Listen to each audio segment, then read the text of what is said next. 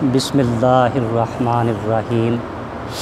अल्लाहुम्मा सल्लि अला मुहम्मदिन व अला आलि मुहम्मदिन व बारिक वसल्लिम। डियर स्टूडेंट्स,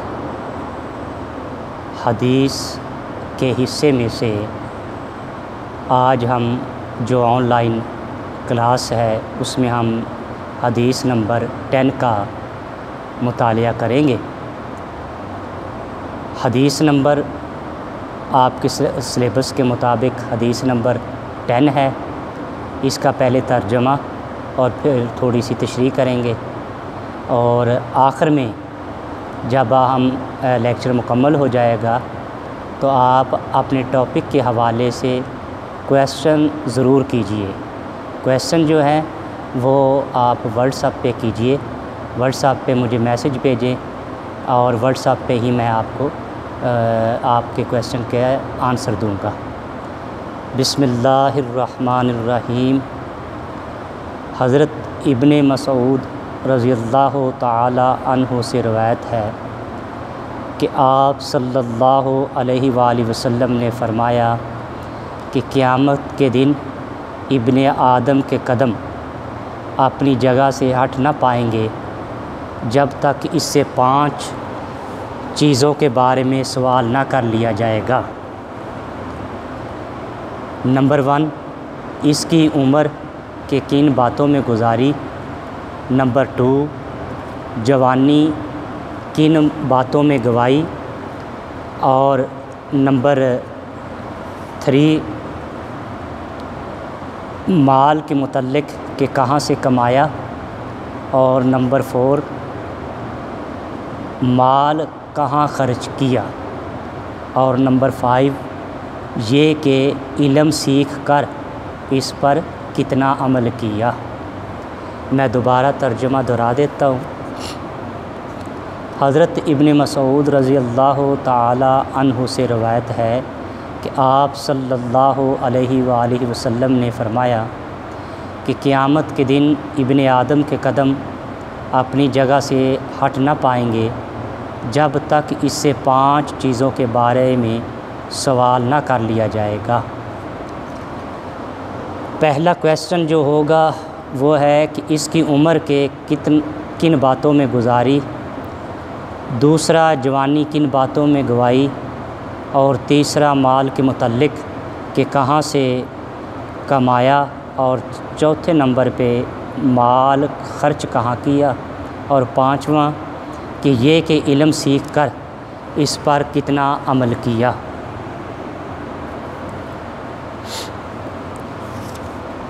डियर स्टूडेंट्स, इस हदीस पाक में नबी रहमत सल्लल्लाहु अलैहि वसल्लम ने हमें आगाह फरमाया कि जब रोज़े क़यामत होगा तो इब्ने आदम ये 5 सवालात के जवाब जब तक ना दे लेगा उसका जो एक कदम है, दूसरे कदम एक कदम जो है वो इससे मुराद ये है कि वो हरकत नहीं कर सकेगा। वो क्वेश्चन क्या है कि तूने नंबर 1 कि तूने अपनी उम्र किन कामों में ख़त्म की। नंबर 2, तूने अपनी जवानी किन कामों में लगाई। और नंबर 3, अपना माल किन ज़राए से कमाया। नंबर 4, अपना माल कहाँ पर ख़र्च किया। नंबर 5, जो इल्म हासिल किया इस पर किस हद तक अमल किया। डियर स्टूडेंट्स, क़यामत के दिन अल्लाह वहदहू ला शरीक जो है वो इन सवालात के जवाबात हमसे लेगा और ये रहमत लिल आलमीन सल्लल्लाहु अलैहि वसल्लम का सदका है कि अल्लाह ने हमें वो 5 सवालात पहले ही बता दिए हैं कि देखो ये जो 5 सवालात हैं इनकी तैयारी कर लो। तो ज़िंदगी के बारे में नंबर 1 है ज़िंदगी। इस हदीस में ज़िंदगी के बारे में बताया गया है कि सवाल किया जाएगा कि ज़िंदगी कहाँ गुजारी। अल्लाह ताला ने ज़िंदगी का जो मकसद इंसान को दिया था उस मकसद में वो कामयाब हुआ है कि नहीं। हर अमल ज़िंदगी इसकी हदायत के मुताबिक किया होगा, यानी ज़िंदगी को अल्लाह और अल्लाह के रसूल सल्लल्लाहु अलैहि वसल्लम के मुताबिक गुजारा होगा तो फिर तो नजात होगी। और अगर इंसान जो है अपनी मर्ज़ी करेगा तो उससे बड़ा कोई बेवकूफ़ नहीं है। मजमूई तौर पर अक्सर इंसान इस मामले में खसारे का सौदा करते हैं। इसलिए अल्लाह वहदहू ला शरीक ने ज़िंदगी के सही तर्ज़ अमल के बारे में फ़रमाया, सूरह अल असर, ज़माने की कसम इंसान खसारे में है मगर वो लोग जो ईमान लाए और नेक अमल करते रहे और हक़ बात की वसीयत करते रहे और सब्र की तलकीन करते रहे। मकसद क्या है? मकसद है कि इस सूरह मुबारका में अल्लाह वहदहू ला शरीक ने कामयाब ज़िंदगी गुजारने के लिए 4 बातें लाज़म की हैं। नंबर 1 ईमान, नंबर 2 अमल सालिह, नंबर 3 हक़ की नसीहत और नंबर 4 सब्र की तलकीन। क़यामत में आदमी को अपनी पूरी ज़िंदगी का हिसाब देना होगा कि पैदा होकर मरने तक इसने ज़िंदगी में क्या कुछ किया, इसमें कितना वक़्त दुनियादारी के कामों में सर्फ़ किया और कितना अमर बिल मारूफ़ व नही अनिल मुनकर का फ़रीज़ा अंजाम देते गुजारा और वो ख़ुद कितना ज़िंदगी को हुक्म इलाही के ताबिया करके गुजारने में कामयाब हुआ। डियर स्टूडेंट्स, जो पहला क्वेश्चन है कि ज़िंदगी कैसे गुजारी। अल्लाह वहदहू ला शरीक को जब तक एक बंदा ज़िंदगी के हवाले से क्वेश्चन जो अल्लाह वहदहू ला शरीक करेंगे उसका जवाब ना दिया उस वक़्त तक उसकी खलासी नहीं होगी। नंबर 2 जवानी, यानी आलम शबाब। जवानी जिस पर इंसान को ये गुमान होता है कि सदा रहने वाली है, बुढ़ापा नहीं आएगा अगर इसमें होश से काम लेकर, यानी जवानी में अल्लाह और अल्लाह के रसूल सल्लल्लाहु अलैहि वसल्लम ताईदार ख़त्म नबुव्वत सल्लल्लाहु अलैहि वसल्लम ख़ातमुन नबिय्यीन के अहकाम के मुताबिक ज़िंदगी गुजारी होगी तो फिर वो दुनिया में भी कामयाब, और जवानी गुजारी होगी तो वो दुनिया में भी कामयाब और आखिरत में भी कामयाब। डियर स्टूडेंट्स, याद रखिएगा कि ज़िंदगी में 3 अदवार होते हैं अमूमन। नंबर 1 बचपन, नंबर 2 जवानी और नंबर 3 बुढ़ापा। जवानी ज़िंदगी का बेहतरीन हिस्सा होता है। इस दौर में इंसानी सलाहियतें जोबन पर होती हैं, वो अच्छाई और बुराई पर अमल करने की ज़बरदस्त सलाहियत रखती हैं। इसलिए अहद शबाब में ख़ास तौर पर इंसान को मुँह ज़ोर घोड़ा बनने की बजाय इंसान की तरह ज़िंदगी गुजारने का हुक्म दिया गया है।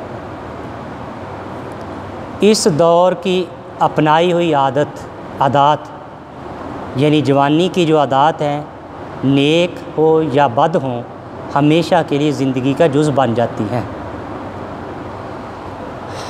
प्यारे बेटों और बेटियों, इस दौर के यानी जवानी का जो दौर होता है,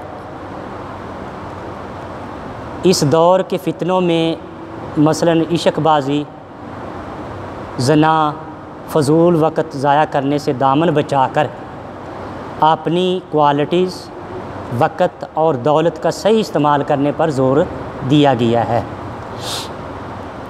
अगर तो जवानी हो और जवानी में एक सजदा बुढ़ापे के 70 सजदों से अफजल है। जवान की जो इबादत है, जो मेहनत है, चाहे वह हकूकुल्लाह की तरफ से हो और या हकूकुल इबाद के हवाले से हो, जवानी के जो काम हैं, नेक काम हैं, वो दुगना सवाब जवान को मिलेगा। तो कोशिश करनी चाहिए कि जवानी में हसूल इल्म सालिया, खिदमत इंसानियत अल्लाह की रज़ा के लिए की जाए। तो इससे बेहतर जवानी नहीं है। अगर डियर स्टूडेंट्स जवानी हो और जवानी को दुनियादारी में गुजार दें, अल्लाह और अल्लाह के रसूल सल्लल्लाहु अलैहि वसल्लम के मुताबिक के अहकाम के मुताबिक ना गुजारें, तो ये जवानी जो है ये रोज़े क़यामत हमारे लिए बहुत बड़ा अज़ाब की सूरत में भी ये हमें इसका नतीजा मिलेगा।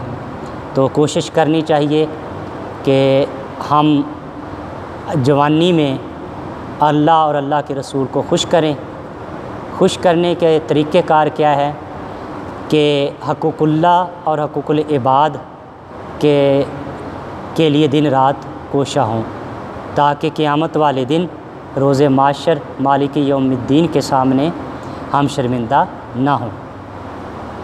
अब नंबर 3 और नंबर 4, माल किन ज़राए से कमाया और माल अगर कमाया है तो फिर कहाँ पे ख़र्च किया। जवानी की तरह डियर स्टूडेंट्स याद रखिएगा, दौलत भी बज़ाते ख़ुद नशा तसव्वुर की जाती है, जिसकी वजह से इंसान गुमराह हो जाता है। मालो दौलत जिसकी हवस कभी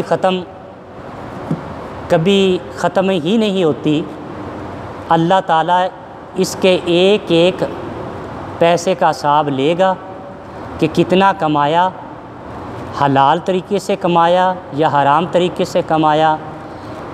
और अगर कमाया है हलाल तरीके से तो इसको हराम के कामों पे ख़र्च किया या हलाल के कामों पे ख़र्च किया। अगर तो कमाया ज़राए जो है या कमाया जो है वो दौलत कमाई हलाल तरीके से, तो फिर क्या है, फिर पूछा जाएगा कि कमाने वाले ये बता कि क्या तूने जो दौलत कमाई तो हलाल तरीके से थी, इसको ख़र्च किन कामों पे किया था। इंसान की निजात इसमें नहीं हो जानी कि सिर्फ़ इसी में नहीं होनी कि जनाब माल जो है वो ज़राए जो थे वो जायज़ ज़राए थे, उसका अपना एक स्टेटस है। अब हलाल रोज़ी जो है वो हलाल कामों पे ही खर्च हुई है या हराम के कामों पे खर्च हुई है, इसके बारे में भी पूछा जाएगा।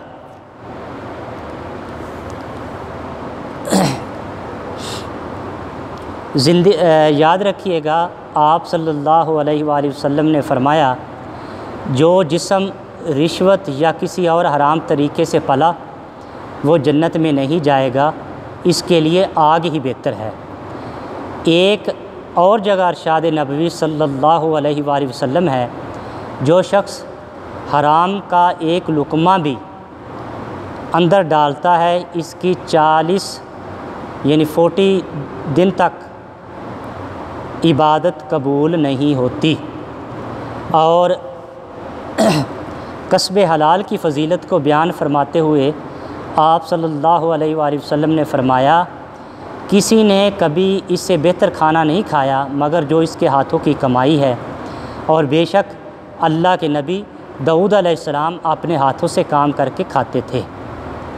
इसलिए चोरी, रिश्वत, स्मगलिंग, मिलावट, वज़न में कमी बेशी, झूठ और धोखे की कमाई आखिरत में अज़ाब बन जाएगी और दुनिया में इक़्तिसादी तबाही का बायस बनेगी। आज हमारे ज़वाल की वजह, डियर स्टूडेंट्स, आज हमारे ज़वाल की वजह हराम की कमाई है और इसके साथ हमें मुख्तलिफ़ बीमारियों की सूरत में मुख्तलिफ़ आप कह सकते हैं अल्लाह की आज़माइश, अल्लाह की तरफ से आज़माइश है। तो आज हमारे ज़वाल, दुनिया में भी ज़वाल का सबब जो है वो हराम कमाई है। नबी रहमत सल्लल्लाहु अलैहि वसल्लम ने इन बंदों को खुश नसीब और खुशकिस्मत कहा है जो क़यामत के दिन के हिसाब को पेश नज़र रखते हुए दौलत यानी माल जो है वो जायज़ ज़राए से हासिल करे और अल्लाह रसूलुल्लाह सल्लल्लाहु अलैहि वसल्लम के अहकाम के मुताबिक अहकाम को समझते हुए इन पर अमल पैरा होते हुए इनको जायज़ कामों में ख़र्च करे। जो लोग इस अंदाज़ में ज़िंदगी गुजारते और माल कमा कर जायज़ माल कमा कर जायज़ कामों पे ख़र्च करते हैं, वही क़यामत वाले दिन कामयाब इंसान तसव्वुर होंगे और जन्नत की सूरत में उनको इनाम दिया जाएगा। सबसे आखिर में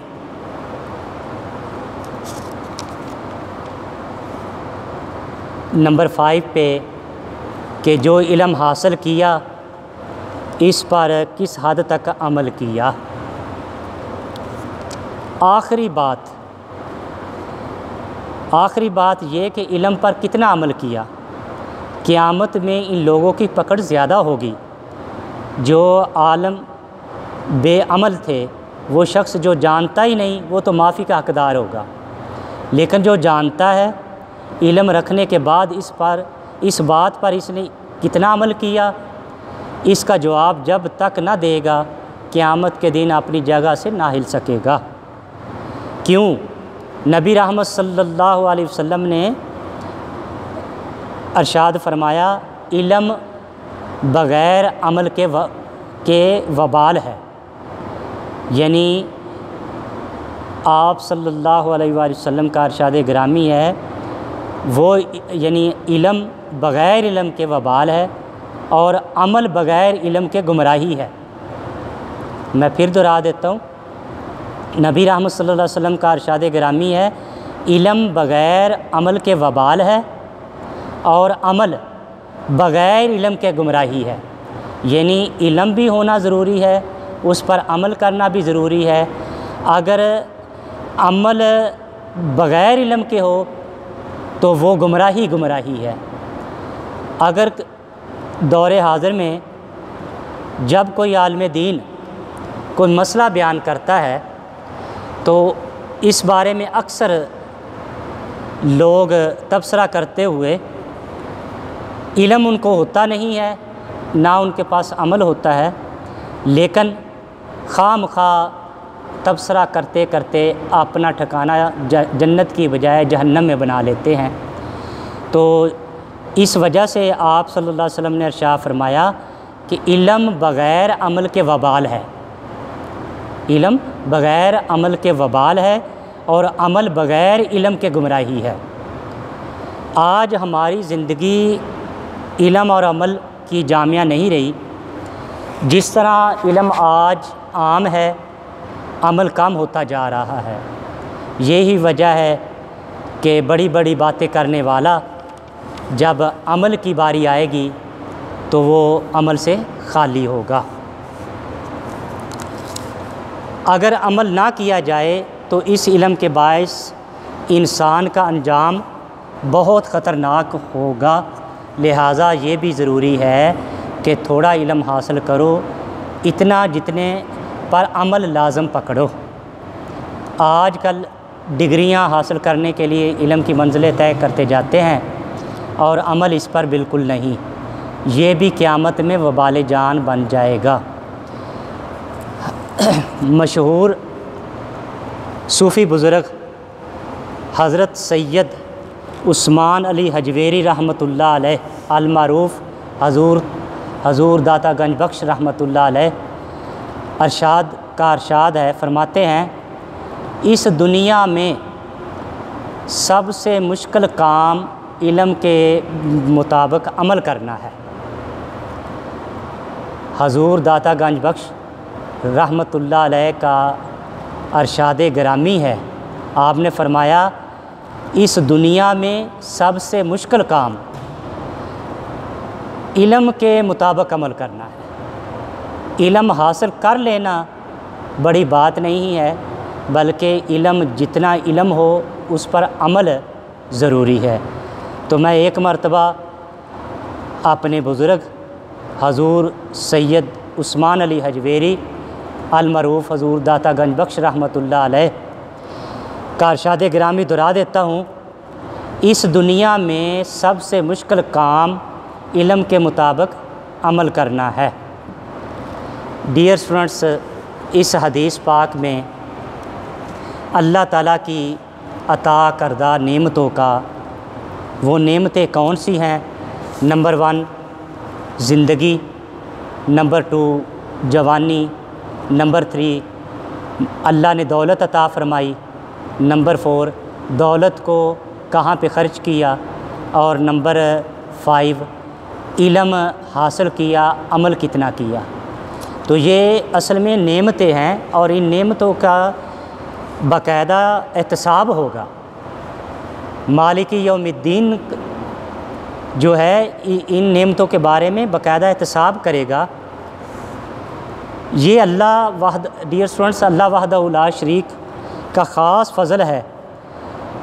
वमा अरसलनाका इल्ला रहमतल लिल आलमीन के सदक़े ताजदार ख़त्म नबुव्वत सल्लल्लाहु अलैहि वालैहि वसल्लम, ख़ातमुन नबिय्यीन सल्लल्लाहु अलैहि वालैहि वसल्लम, मुहम्मदुर रसूलुल्लाह सल्लल्लाहु अलैहि वालैहि वसल्लम, ताजदार दो आलम, ताजदार मक्की व मदनी के सदक़े ये अल्लाह का फ़ज़ल है कि जो क़यामत वाले दिन 5 सवालात पूछे जाएंगे उनको नबी रहमत सल्लल्लाहु अलैहि वसल्लम के ज़रिए हमें बता दिया। अब अगर इन सवालों का इल्म होते हुए भी हम जवाब तैयार ना कर सकें, इन सवालात के मुताबिक जवाबात की तैयारी ना करें, तो फिर हमसे बढ़कर कोई बेवकूफ़ नहीं है। मैं आपको एक मिसाल देता हूँ कि जब इम्तिहान करीब हो तो स्टूडेंट जो है वो अपने टीचर को कहता है कि सर टाइम नहीं है, कोई क्वेश्चन बता दें, इम्पोर्टेंट क्वेश्चन बता दें ताकि मैं वो तैयार कर सकूं। तो अगर टीचर पेपर के एक दिन पहले ही बताए कि बेटा ये जो मैंने आपको सिलेबस पढ़ाया है उसमें चंद ये सवालात इम्पोर्टेंट हैं, यानी इम्तिहानी नुक्ता नज़र से, या कोई बाज़ार में जाएं तो पता चले कि जिस पेपर की मैं तैयारी कर रहा हूँ इसके बारे में 5 या 6 सवालात मार्केट में आ गए हैं, शॉर्टकट रास्ता जो स्टूडेंट अपनाते हैं, तो वो स्टूडेंट जो है अगर तो वो इल्म सवालात के जानते हुए भी जवाबात की तैयारी ना करे, जो तैयारी करेगा वो कामयाब हो जाएगा, और कामयाब जब हो जाएगा तो फिर क्या होगा, फिर वो अच्छे नंबरों से पास हो जाएगा। और जो सवालात के जानते हुए भी तैयारी ना तालिब इल्म कर सके तो फिर साथी कहते हैं कि तेरे जैसा कोई बेवकूफ़ नहीं। क्यों? टीचर उस्ताद मोहतरम ने तो ये 15 या 16 सवालात हमें बताए थे, वो रिपीट करते रहे थे, लेकिन तूने उनके क्वेश्चन की तरफ नज़र ही नहीं दौड़ाई, और आज तेरा मुकद्दर जो है वो फ़ेल होने की सूरत में है। तो डियर स्टूडेंट्स, ये जो 5 सवालात हैं मैं एक मरतबा और दोहरा देता हूँ। नंबर 1 ज़िंदगी के बारे में पूछा जाएगा, ज़िंदगी कैसे गुजारी। नंबर 2 जवानी के बारे में पूछा जाएगा कि जवानी अल्लाह और अल्लाह के रसूल के मुताबिक गुजारी या दुनियादारी में खो गए। नंबर 3 माल के जायज़ ज़राए अपनाए या नाजायज़ ज़राए अपनाए। नंबर 4 के माल कमाया तो हलाल था लेकिन इसको हलाल चीज़ों पे ख़र्च किया है, अच्छे कामों पे ख़र्च किया है या बुरे कामों पे ख़र्च किया है। बुरी मजालिस का इनकार करके मौसीकी की मजलिसें बुला के, मिरासी ख़ानदान के बच्चे और बच्चियों को बुला के तेरा हलाल कमाया हुआ रिज़्क़ वहाँ पे ख़र्च हुआ है, या महफ़िल मिलाद की सूरत में, या कुरान की मजलिस का इनकार करके, या किसी आलिम दीन को इस हवाले से मदद करना कि ये इल्म किताबें ख़रीदे और हमें इल्म अता करे।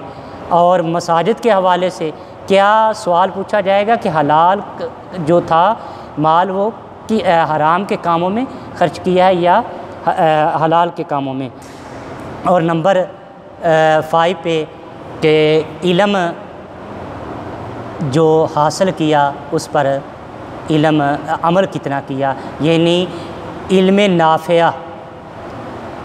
नाफ़िया वो है कि इल्म हासिल करो और उस पर अमल भी हो।